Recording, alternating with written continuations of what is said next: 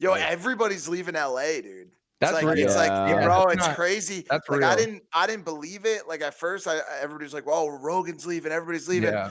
And at first, like I was like, "Yo, it's really not that many people," but literally everyone's just dipping, dude. Like no one 20 wants to be here. It's all Vegas and Austin now. Yeah. Vegas, Austin, Yeah. and then for But the is it real mainly for the Miami. taxes though? Is that the it? I the think it's the tax. taxes, but The also like population. the scene is like kind of dying because a lot of people are leaving, and so it's almost like a herd mentality. Like a lot of Yep. people Yeah. are dipping, and so they're like, "Yo, this sucks. There's no one here." The taxes are horrible for the real. Literally the worst in the country. People are going to Austin. People are going to Austin. People are going to Miami because Miami's offering a lot of a lot of like incentives to startups and shit like that. Also, as you know, Miami never got COVID. 0 cases. They've stayed open. The clubs are open. No Wait, masks. they stayed open and Florida. never got COVID? Bro, I'm kidding. They are filled with Yeah. COVID. Florida's But insane. they never once shut anything, bro. Like Phase up. everything is wide fucking open. So a lot of people are going to Miami, and then the big ballers, the dudes who are making crazy money, are all going to Puerto Rico. Puerto Rico. shit. Oh yeah, I Luke- tried that. Yeah, I thought about Puerto Rico 2 We're years going ago. to visit. We're going to visit next week because Logan wants to go to move down there. Fucking 4% federal Yep. income tax. That's it. That's Yeah, it. 4%. Now you have to be there for 6 months out of the year. Yeah. I did all At the research. least. I almost actually pulled the trigger. I hired a lawyer and everything. Yeah. I Oh, just didn't and want to be. It's actually a really great deal for people who can do it. It's Dude, 6 months in Puerto Rico is like, you're vibing off that. That's not Sounds bad. nice, honestly. yeah, and Yeah. everybody's down there. Everybody's down in at Dorado Beach at the Ritz-Carlton. It's just but like everything's super expensive there too, though. Like at the Dorado Beach, by the way. yeah, but think about it, bro. Think about what you could buy with the Yeah. saved 40% in tax money, bro. That's Yeah, right. and Mike, I think your biggest point is that I've been seeing is it's about the waves, right? As soon as like enough people leave LA or go anywhere else, it's like it's that herd effect that you said, right? Like enough people do that, and then everyone else just wants to come, and then it's like, Is, yeah, is, then, just that is way. that You- what people Logan leave in New York decided to do City, too? The Yeah. Puerto Rico thing Well, or Miami? Wait, was what'd you say? What'd you say? Did you say Logan's doing it too? The Puerto Rico thing? Logan's looking at PR. Yeah, I mean Jay's It's good, brother dude. Jake It's already good. moved to Miami. It's just, bro. It's like FaZe is moving their whole operation to Vegas. Like, there's just everybody's leaving LA just because the taxes are so high, and also it's just like it's just not what it once was. I think people have such a short term outlook on life, and COVID just just like everywhere else shut everything down. I mean, we haven't had outdoor dining. We've had nothing. Like, you can't do anything. Mhm. Can't do shit. Like, at least a lot of other cities were like, all right, listen, like we can tell that people are able to at least semi-responsibly do outdoor dining. Let's keep outdoor restaurants open so businesses can continue to do business. Fucking Gavin Newsom has had fucking LA locked down for forever. You can't even buy a sandwich at a fucking place because but you can go sit at a doctor's office. You can go to an art gallery inside, but you can't Yeah, sit it's outside bizarre. at a restaurant. It's fucking weird how it's some things fly and some things don't. It doesn't seem to make a whole lot of sense. yeah, and for Things me, that they're allowing and the things they're not. Dude, the saddest conversation I've had in a long time is one of my buddies is a food writer for LA Times. And he was like, dude, at this rate, like I speak to all my friends who are restaurateurs. If this keeps going, he's like, the only thing that's going to be left is Chipotle and McDonald's. And Facts. Facts. No, it's completely and that's destroying why small I'm in business. LA is for the food. Like LA's, like, people shit talk LA. One of the best things that LA has going for is LA has fucking incredible food. I can't even get like Dude, I live in a place like the part of, if you guys are familiar with LA, if you know like the Sawtell area, like I live with like 6 ramen shops within like a block of me. Right? Like that's insane. Sawtell all the time, dude. And then the problem is I can't even. I have to order takeout all the time because I can't walk out and go and get food normally. Yo, and so many people in the chat right now are like, selfish fucks, like just order food to your house. Like so many people. It's not about us. It's about the fact that these restaurants can't serve food. They're going under. Like people are losing their fucking businesses. I had this conversation last night with my chat. Listen, Trainwrecks basically leads in by saying I'm the resident fucking hippie, right? I'm the resident fucking bleeding heart or whatever. And I have been so responsible about COVID and I've been so active about it. And I fight my own conservative parents about them cleaning up their behaviors. But dude, when you have people who are a large demographic of people who are not playing by any of the rules, right? There's a huge population of LA who are doing exactly what, you know, Mike and others were talking about, where they're going to Miami, they're going to fucking all of these like different party locations, and they're coming back. Ain't scared. New Yorkers are coming. Yeah, dude.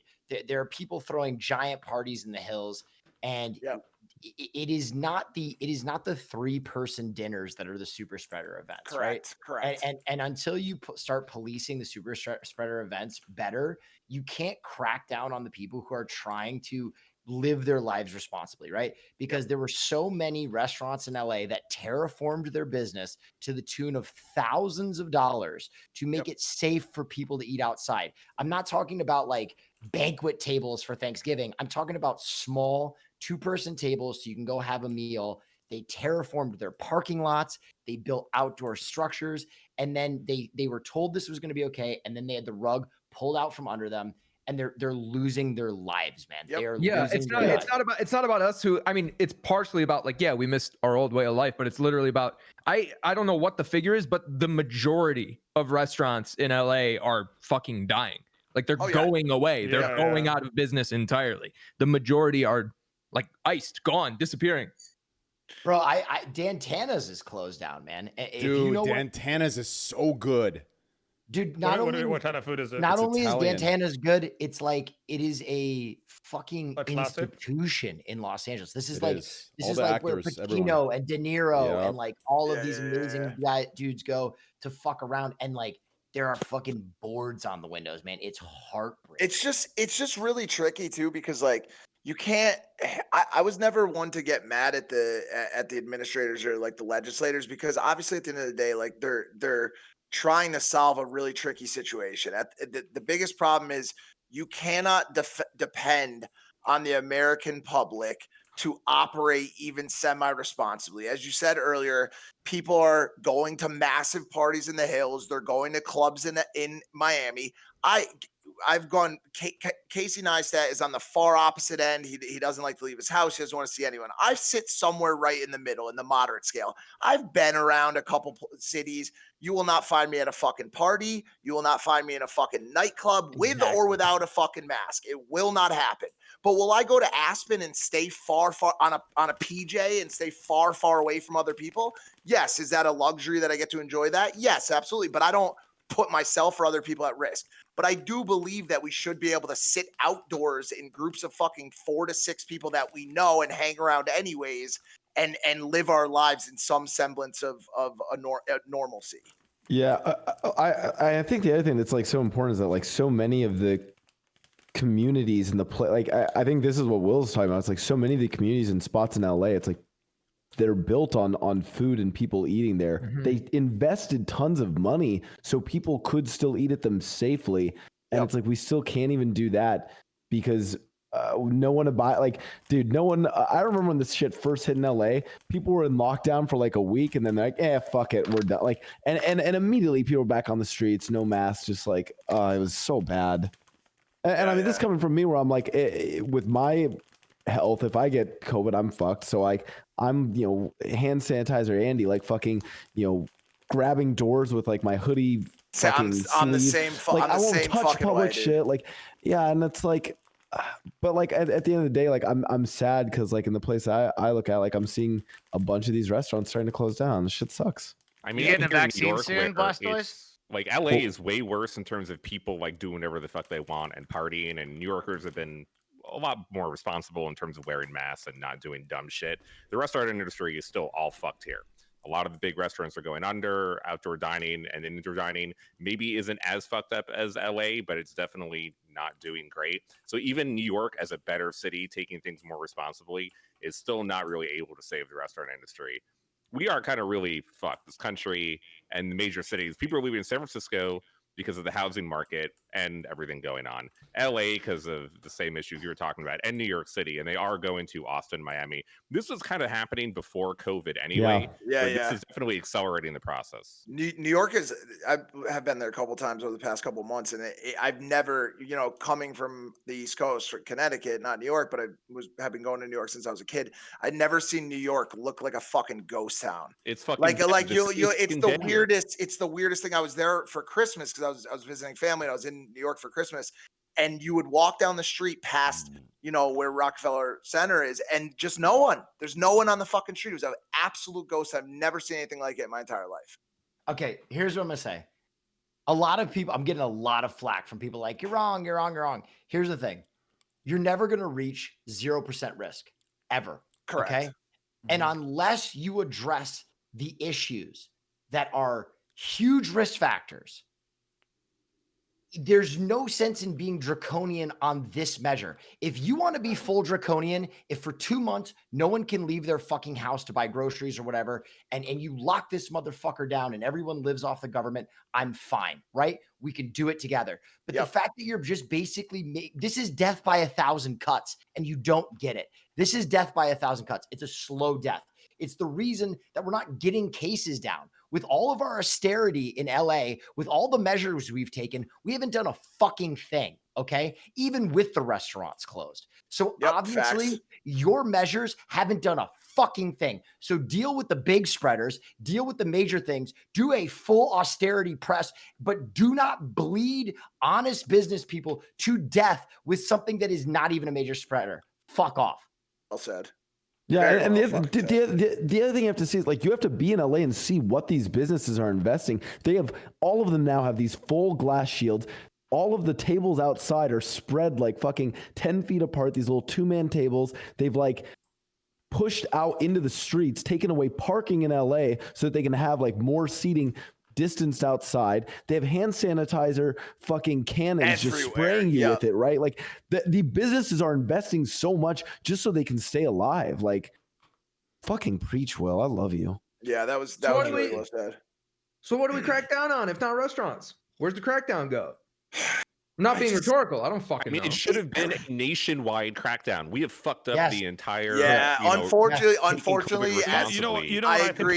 For so long. I agree. As someone who sits somewhere in the middle on size of government and what they get involved in, I hate to say it, but I kind of believe that this should have been a fucking federal issue. This should have been an issue that was handled from the fucking top down, as opposed to handed off to state by state, where you saw states. State has the right to say fuck it. Like, every state could decide whether to go with the federal or not, right?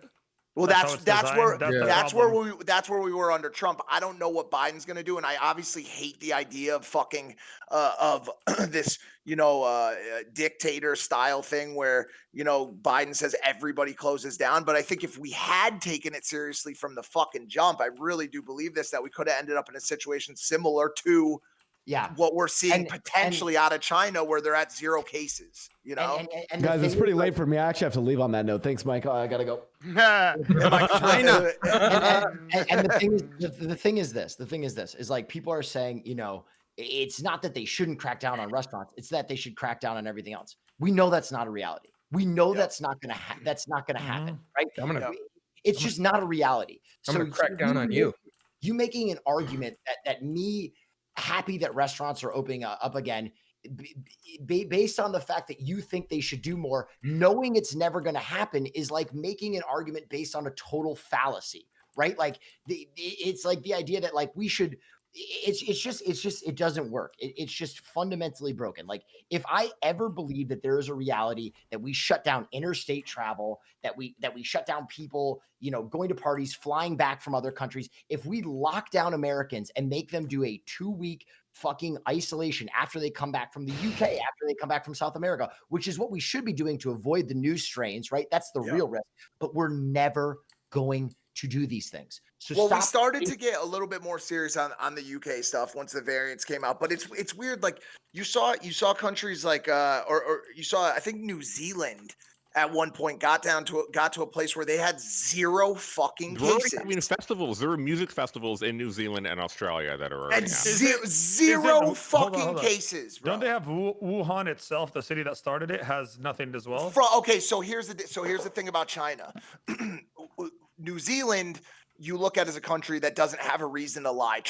Maybe they are, maybe they're not. But for the most part, when New Zealand says we have 0 cases, our borders are closed, we feel really good about the fact that this virus has been eradicated from the country. When China says it, you don't know what the case is. Similarly to Russia, right? they could be telling a complete fabricated story. Yeah. They could have more cases than us and just not be saying it. New Zealand has always felt like, when they say, hey, this is what we have, this is the data, this is how we're proving it, we don't have any cases here. Blastoise is laughing. Is this wrong? Or are you laughing at something else? No, Mike. I'm sorry, Mike. Mike. I don't mean to take away. You're keep going. By the way, I 100% agree with every point you're making. I just can't say.